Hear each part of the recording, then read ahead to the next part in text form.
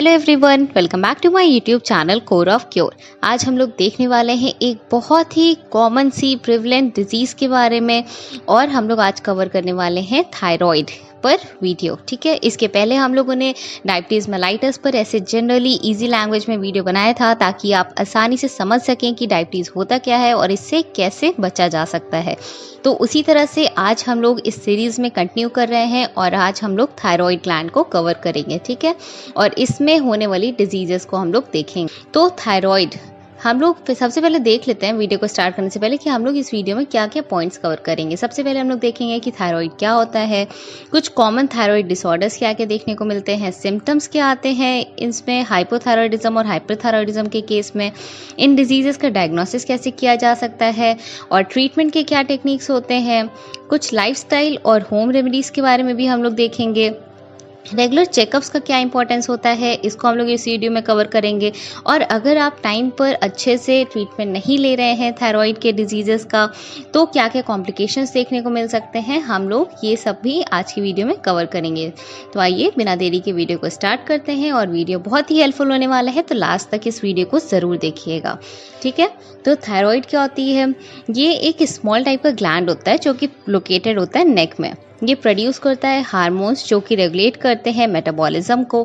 ठीक है, कुछ कॉमन थायराइड डिसऑर्डर्स अगर देख लें तो पेशेंट्स में हाइपोथायराइडिज्म की कंडीशन प्रेजेंट हो सकती है। इसमें जो थायराइड ग्लैंड होता है वो थोड़ा अंडर एक्टिव होता है। ठीक है, तो इसमें थायराइड हार्मोन्स उनका T3 और T4 का लेवल कम रहता है। ठीक, और TSH का लेवल मोस्ट केसेस में हाई रहता है।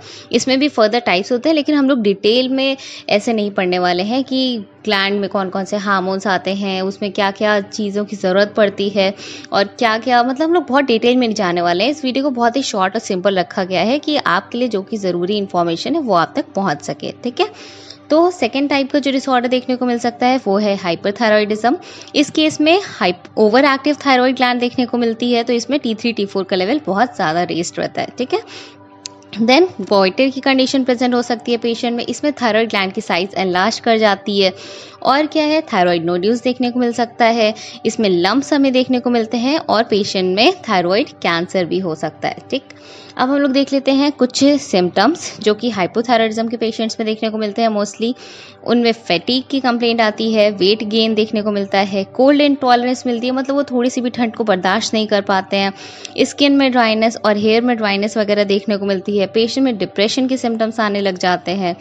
अब अगर हम लोग देख लें हाइपरथायराइडिज्म के सिम्टम्स तो पेशेंट में weight loss, rapid heartbeat, क्योंकि हम लोग ने देखा था कि जो थायराइड ग्लैंड है ये मेटाबॉलिज्म को रेगुलेट करता है।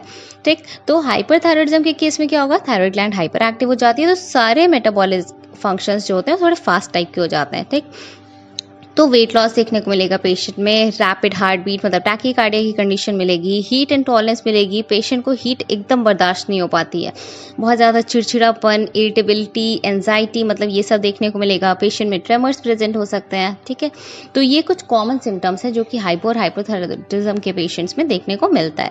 अब देख लें अगर इसका डायग्नोसिस कैसे किया जा सकता है, तो फिजिकल एग्जामिनेशन करा जा सकता है पेशेंट में। ब्लड टेस्ट के थ्रू हम लोग डायग्नोस कर सकते हैं T3 T4 TSH लेवल्स का। कुछ इमेजिंग टेस्ट के थ्रू भी हम लोग डिटेक्ट कर सकते हैं इन डिजीज़ेस को, जैसे कि USG हो गया। Then fine needle aspiration biopsy किया जा सकता है अगर थायराइड नोड्यूल्स प्रेजेंट है तब। अब अगर हम लोग देख लें ट्रीटमेंट के बारे में हाइपोथायराइडिज्म का, तो होम्योपैथिक मेडिसिन बहुत ही अच्छा वर्क करती हैं। अगर कॉन्स्टिट्यूशनल मेडिसिन दिया जा रहा है तो इस केस में हाइपो और हाइपरथायराइडिज्म दोनों के केस में होम्योपैथिक ट्रीटमेंट बहुत ही इफेक्टिव है। इसके अलावा जो कुछ एलोपैथिक ट्रीटमेंट होते हैं वो लोग डेली हार्मोन रिप्लेसमेंट मेडिकेशंस देते हैं, जैसे कि लिवोथायरॉक्सिन। रेगुलर मॉनिटरिंग कर जा सकती है थायराइड हार्मोन लेवल्स की। अब अगर हाइपरथायराइडिज्म की ट्रीटमेंट के बारे में देख लें तो एंटी थायराइड मेडिकेशन जैसे कि मेथिमाजोल हो गया या फिर प्रोपाइल थायोरेसल हो गया। Radio active iodine treatment use किया जाता है। कोई लार्ज केस है, सीवियर केस है तो उसमें सर्जरी की ज़रूरत पड़ सकती है जिसमें थायराइडेक्टोमी कर दी जाती है, मतलब थायराइड ग्लैंड का रिमूवल कर दिया जाता है। ठीक, बीटा ब्लॉकर्स दिए जाते हैं सिम्टम्स को मैनेज करने के लिए। ठीक, अब हम लोग देख लेते हैं लाइफस्टाइल और होम रेमेडीज़। तो हम लोग इस वाले सेक्शन पर थोड़ा ज़्यादा फोकस करेंगे क्योंकि ये आपके लिए बहुत ही यूज़फुल है। आपको जानना बहुत ही ज़रूरी है कि आप कैसे मैनेज कर सकते हैं थायराइड हार्मोन्स को, ठीक है, और इन डिजीजेस से बच सकते हैं और इनको प्रॉपरली मैनेज कर सकते हैं। तो बैलेंस डाइट रिच, जो कि वो फ्रूट्स, वेजिटेबल्स और लीन प्रोटीन्स में, ये बहुत ही नेसेसरी होता है। रेगुलर एक्सरसाइज की बहुत इंपॉर्टेंस होती है।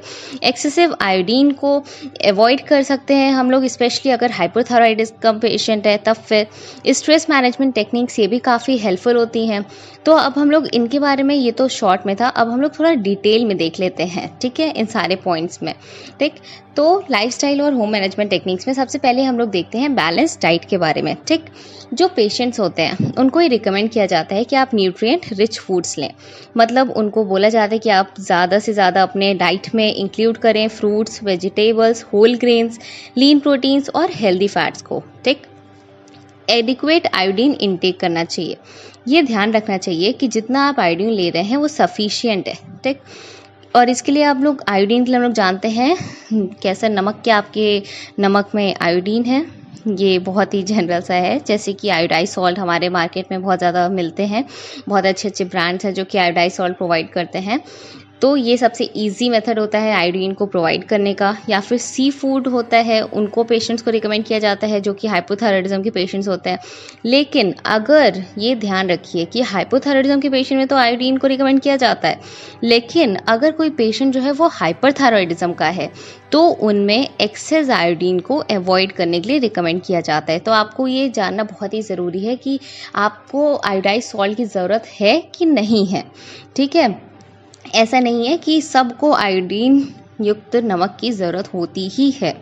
सेलेनियम और जिंक, पेशेंट्स को ऐसा बोला जाता है कि आप फूड्स इंक्लूड करिए अपने डाइट में जो कि रिच है सेलेनियम में। ठीक है, जैसे कि ब्राज़ील नट्स हो गए या फिर सी फूड हो गया, या जिंक जो होता है ये मीट के थ्रू मिल सकता है, या फिर लेग्यूम्स में जिंक प्रेजेंट होता है। ये जो होते हैं सेलेनियम और जिंक, ये दोनों चीज़ें सपोर्ट करती हैं थायराइड फंक्शंस को। ठीक, अब आ जाते हैं हम लोग रेगुलर एक्सरसाइज के इंपॉर्टेंस के ऊपर। तो पेशेंट्स को रिकमेंड किया जाता है कि वो एरोबिक एक्सरसाइज करें, स्ट्रेंथ ट्रेनिंग एक्सरसाइजेस करें और फ्लेक्सिबिलिटी और बैलेंस पर फोकस करें। एरोबिक एक्सरसाइजेस में जैसे कि एक्टिविटीज़ रिकमेंड करी जाती हैं पेशेंट को कि वो वॉक करें डेली, जॉगिंग, स्विमिंग या फिर साइकिलिंग, ये सब पेशेंट को रिकमेंड किया जाता है कि वो ये सब एक्टिविटीज़ को इंकर करें अपनी डेली लाइफस्टाइल में, ताकि जो मेटाबॉलिज्म है वो थोड़ा बूस्ट हो और एनर्जी लेवल्स में इंक्रीज देखने को मिले। ठीक, स्ट्रेंथ ट्रेनिंग के लिए पेशेंट से कहा जाता है कि कुछ रेजिस्टेंट एक्सरसाइजेस जो होती हैं उनको अपने लाइफस्टाइल में इंक्लूड करें, ताकि वो जो मसल मास है वो मेंटेन हो सके और बोन डेंसिटी ये भी मेंटेन हो सके। फ्लेक्सिबिलिटी और बैलेंस को मेंटेन करने के लिए बोला जाता है। इसके लिए पेशेंट्स को रिकमेंड करते हैं कि आप थोड़ा सा योगा और पाइलेट्स, इन सब चीज़ों को इंक्लूड कर सकते हैं अपने लाइफस्टाइल में, ताकि जो ओवरऑल वेलबींग है पेशेंट का वो इम्प्रूव हो सके और स्ट्रेस लेवल जो है वो रिड्यूस हो सके। अब जब स्ट्रेस की बात हो ही रही है तो स्ट्रेस मैनेजमेंट भी देख लेते हैं। कुछ रिलैक्सेशन टेक्निक्स पेशेंट को रिकमेंड करी जाती हैं, जैसे कि आप लोग क्या कर सकते हैं, मेथड्स यूज़ कर सकते हैं, जैसे कि जो डीप ब्रीदिंग एक्सरसाइजेस होते हैं, अनुलोम विलोम, और जो भी बहुत सारी एक्सरसाइजेस होती हैं रिलैक्सेशन टेक्निक्स, उनको आप यूज़ कर सकते हैं। मेडिटेशन एक बहुत ही अच्छा मोड है। ठीक, प्रोग्रेसिव मसल रिलैक्सेशन, ये सब जितने भी टेक्निक्स हैं ये आप यूज़ कर सकते हैं अपने स्ट्रेस लेवल को मैनेज करने के लिए, क्योंकि थायराइड ग्लैंड के डिजीज़ेस में जो स्ट्रेस है या फिर कोई भी डिजीज़ है आपकी जो वाइटल फोर्स इफेक्ट हो रही है, उसमें स्ट्रेस का बहुत ही इंपॉर्टेंट रोल होता है। ठीक, माइंडफुलनेस और योगा, तो पेशेंट को कहा जाता है कि आप इन सब चीज़ों को फॉलो करें ताकि जो स्ट्रेस लेवल है वो रिड्यूस हो सके और आपकी मेंटल क्लैरिटी वो इम्प्रूव हो सके। ठीक, एडिक्वेट स्लीप रिकमेंड किया जाता है। एडिक्वेट स्लीप का बहुत ही इंपॉर्टेंट रोल होता है लाइफ में हेल्दी रहने के लिए। ठीक है, तो पेशेंट से ये बोला जाता है कि आप एम करिए कि एटलीस्ट आपको 7 to 9 आवर्स स्लीप पर नाइट लेना ही है। ठीक, ताकि आप अपनी ओवरऑल हेल्थ को मेंटेन कर सकें और थायराइड फंक्शन जो है वो नॉर्मली कर सके। ठीक, फिर उसके बाद पेशेंट से कहा जाता है कि आप अपने जो एनवायरमेंटल टॉक्सिन्स हैं उनको अवॉइड कर सकते हैं, जैसे कि केमिकल एक्सपोजर हो गया। तो पेशेंट से कहते हैं कि आप जो एक्सपोजर है केमिकल से, जैसे कि पेस्टिसाइड्स हो गया, हेवी मेटल्स हो गए, और क्या है एंडोक्राइन डिसरप्टिंग केमिकल्स जो कि मोस्टली प्लास्टिक्स में मिलते हैं, या फिर कुछ पर्सनल केयर प्रोडक्ट्स में भी ये सब चीज़ें प्रेजेंट होती हैं।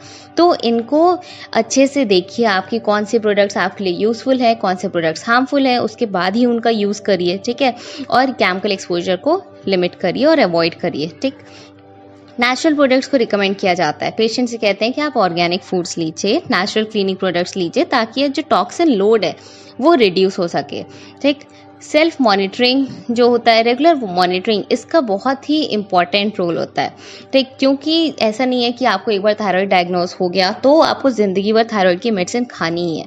ऐसा बहुत से केसेस में देखने को मिला है कि अगर आप रेगुलरली चेकअप नहीं करवा रहे हैं, एक बार आपको थायराइड डायग्नोस हो गया, हाइपोथायराइडिज्म की कंडीशन या फिर हाइपोथायराइडिज्म की कंडीशन, आपको मेडिसिन रिकमेंड हो गई, फिर उसके बाद आप रेगुलर चेकअप नहीं करवा रहे, तो मोस्टली पेशेंट्स में ये देखने को मिलता है कि कुछ समय बाद बिना डॉक्टर के रिकमेंडेशन के अगर आप वही मेडिसिन काफ़ी लंबे टाइम तक कंटिन्यू कर रहे हैं तो बोन में कैल्शियम की डेंसिटी काफ़ी रिड्यूस हो जाती है और आपकी हड्डियां कमज़ोर होने लगती हैं, और उसकी वजह से क्या होता है, फ्रैक्चर का रिस्क इंक्रीज कर जाता है।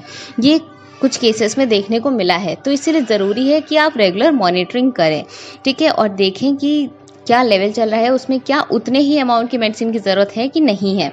ठीक, उसके अलावा सेल्फ एग्जाम्स देख लें तो सेल्फ एग्जामिनेशन बहुत इंपॉर्टेंट होता है। जैसे आप रेगुलरली आसानी से ऐसे नेक को एग्जामिन कर सकते हैं। अगर आपको अनयूजुअल लंप फील हो रहा है या फिर साइज में थोड़ा बहुत चेंज महसूस हो रहा है तो आप डॉक्टर से रिकमेंडेशन ले सकते हैं। ठीक है, कंसल्टेशन ले सकते हैं और जान सकते हैं कि कहीं कोई प्रॉब्लम तो नहीं है। आप अपने सिम्टम्स को ट्रैक कर सकते हैं। ठीक, अगर आपको कंडीशन, ये डिजीज़ है कोई थायराइड से रिलेटेड या फिर नहीं भी है, तब भी अगर आपको कोई सिम्टम्स आ रहे हैं तो आप एक जर्नल मेंटेन कर सकते हैं और फिर आप डॉक्टर से कंसल्ट कर सकते हैं कि आपको क्या प्रॉब्लम हो रही है और उसके लिए क्या क्या मैनेजमेंट टेक्निक्स आपको यूज़ करनी है। देन आता है सबसे इम्पॉर्टेंट पॉइंट, हाइड्रेशन। ठीक, तो हाइड्रेशन बहुत ही इंपॉर्टेंट चीज़ होता है। ये रिकमेंडेड होता है कि कोई भी पर्सन है, नॉर्मल पर्सन भी है जिसमें डिजीज़ कोई नहीं है, उनको भी बहुत ज़्यादा मतलब ऐसे प्लेंटी ऑफ वाटर को लेना चाहिए। ठीक है, ताकि जो भी मेटाबॉलिक प्रोसेसेस चल रहे हैं और ओवरऑल हेल्थ है वो मेंटेन रह सके। ठीक, लिमिट करना चाहिए कैफ़ीन और अल्कोहल इंटेक को। अल्कोहल आजकल एक ऐसे लाइफस्टाइल सा बन गया है कि लोगों को अल्कोहल लेना ही है, नहीं तो हम तो बहुत कम है आपसे। ठीक है, एक पैसा है और अगर आप बहुत ही फन लविंग है तो बहुत सारे लोगों में ऐसे देखने को मिला है, यंगस्टर्स में स्पेशली, कि वो अल्कोहल ड्रिंकिंग स्टार्ट कर देते हैं। ठीक, और कॉफ़ी, ये तो ऑफिस वर्कर्स में बहुत ही ज़्यादा देखने को मिला है कि वो कॉफ़ी इंटेक काफ़ी ज़्यादा करते हैं, तो इसकी वजह से उनमें डिजीजेस भी ज़्यादा होती हैं। ठीक, तो ये रिकमेंड किया जाता है कि आपको इंटेक करना है कैफिनेटेड बेवरेजेस का और अल्कोहल का, क्योंकि ये जो दोनों चीज़ें हैं ये इंटरफेयर करती हैं थायराइड के फंक्शन के साथ में। ठीक, उसके अलावा आप बराबर अपडेटेड रह सकते हैं कि क्या क्या डिजीज़ेस चल रही हैं और आप उनसे कैसे बच सकते हैं। ठीक, अब हम लोग देख लेते हैं इसके बाद में, जब हम लोगों ने देख लिया कि आप कैसे लाइफस्टाइल और होम रेमेडीज से मैनेज कर सकते हैं अपने थायराइड लेवल को, अब आइए देख लेते हैं कि रेगुलर चेकअप्स का क्या क्या इंपॉर्टेंस होता है। ठीक, क्योंकि हमने बीच में बात करी थी कि अगर आप रेगुलर चेकअप नहीं करवा रहे हैं तो आप में क्या क्या प्रॉब्लम कॉज हो सकती है। तो आप मॉनिटर कर सकते हैं अपने हार्मोन लेवल्स को रेगुलर चेकअप्स के थ्रू। ठीक, इसके थ्रू आप जान सकते हैं कि जो भी मेडिसिन है वो इफेक्टिव है कि नहीं है, और कहीं ऐसा तो नहीं है कि कोई कॉम्प्लिकेशंस की तरफ आपकी हेल्थ बढ़ रही है। ठीक, एडजस्ट करने के लिए मेडिकेशन को ये काफ़ी यूज़फुल होता है रेगुलर चेकअप, क्योंकि जो डोज होता है उसमें एडजस्टमेंट की ज़रूरत पड़ सकती है टेस्ट रिजल्ट्स के अकॉर्डिंग और सिम्टम्स के अकॉर्डिंग, इसलिए बराबर डॉक्टर से टच में रहना बहुत ही इंपॉर्टेंट होता है। कॉम्प्लिकेशंस को प्रिवेंट करने के लिए तो बहुत ही इंपॉर्टेंट होता है। अगर आप रेगुलर चेकअप करवा रहे हैं या आप डॉक्टर से कंसल्टेशन ले रहे हैं तो अगर कोई भी चेंजेस आ रहे हैं थायराइड फंक्शन में तो उसमें अर्ली डिटेक्शन किया जा सकता है और कॉम्प्लिकेशंस को आसानी से प्रिवेंट कर सकते हैं। अगर आप टाइम पर ट्रीटमेंट नहीं स्टार्ट कर रहे हैं अपने डिजीज़ेस का, तो थायराइड के केस में आपको क्या क्या कॉम्प्लिकेशंस देखने को मिल सकते हैं, आइए इसके बारे में भी देख लेते हैं। ठीक, हार्ट प्रॉब्लम्स देखने को मिल सकती हैं, जैसे कि जो पेशेंट्स होते हैं उनमें हार्ट डिजीज़ेस का रिस्क बढ़ जाता है, जैसे कि हार्ट फेलियर हो गया या फिर इरेगुलर हार्ट बीट्स हो गई, जैसे कि एरिथमियास वगैरह, ये सब पेशेंट में देखने को मिल सकता है। मेंटल हेल्थ इश्यूज़ कॉज कर सकते हैं। ठीक, जैसे कि पेशेंट्स में सीवियर डिप्रेशन देखने को मिल सकता है, कॉग्निटिव जो एबिलिटी होती है उसमें डिक्लाइन देखने को मिल सकता है और इमोशनल इंस्टेबिलिटी देखने को मिल सकती है पेशेंट्स में। ठीक, मूड स्विंग्स वगैरह बहुत ज़्यादा कॉमन हो जाते हैं पेशेंट्स में। मिक्स एडमा की कंडीशन प्रोड्यूस हो सकती है, ये भी एक फॉर्म का कॉम्प्लिकेशन होता है। हाइपोथायरॉयडिज्म के केस में अगर बहुत ज़्यादा एक्सट्रीम फॉर्म का हाइपोथायरॉयडिज्म है तो इसकी वजह से पेशेंट में कोमा भी आ सकता है और अगर टाइम पर ट्रीटमेंट नहीं हुआ तो पेशेंट में डेथ भी हो सकती है। ठीक, उसके बाद थायराइड स्टॉर्म देखने को मिल सकता है। ये एक लाइफ थ्रेटनिंग कंडीशन होती है जो कि डेवलप करती है अनट्रीटेड हाइपरथायरॉयडिज्म की वजह से। और इसमें क्या देखने को मिलता है, पेशेंट में बहुत ज़्यादा हाई फीवर रहता है, रैपिड हार्ट बीट मिलती है और यहाँ तक कि डेलीरियम की कंडीशन भी प्रोड्यूस हो सकती है। तो अगर आप टाइम पर मेडिसिन ले रहे हैं, आप अच्छे से इन्फॉर्म्ड हैं, ठीक है, और आप बराबर डॉक्टर से कंसल्टेशन ले रहे हैं, ठीक, बराबर रेगुलर चेकअप मेंटेन कर रहे हैं और अपने जितने भी डाइटरी और लाइफस्टाइल मैनेजमेंट टेक्निक्स हैं उनको फॉलो कर रहे हैं, तो आप इस डिज़ीज़ को काफ़ी आसानी से मैनेज कर सकते हैं। ठीक, सो आई होप कि आज का वीडियो आपको हेल्पफुल लगा होगा। अपने ढेर सारे फैमिली मेम्बर्स के साथ इस वीडियो को शेयर करिए, अपने जानने वालों तक इस वीडियो को शेयर करिए, ताकि अगर किसी के अंदर भी ये डिज़ीज़ है तो वो उसे अच्छे तरीके से मैनेज कर सके और कॉम्प्लिकेशंस को टाइम पर होने से प्रिवेंट कर सके। ठीक है, तो मिलते हैं जल्दी से नेक्स्ट वीडियो में। अगर आपको ये वीडियो पसंद आया हो तो वीडियो को लाइक करिए, कमेंट सेक्शन में आप अपने व्यूज़ या फिर कोई भी डाउट है आप हमसे पूछ सकते हैं, ठीक है, और इस वीडियो को शेयर करना मत भूलिएगा। Thank you.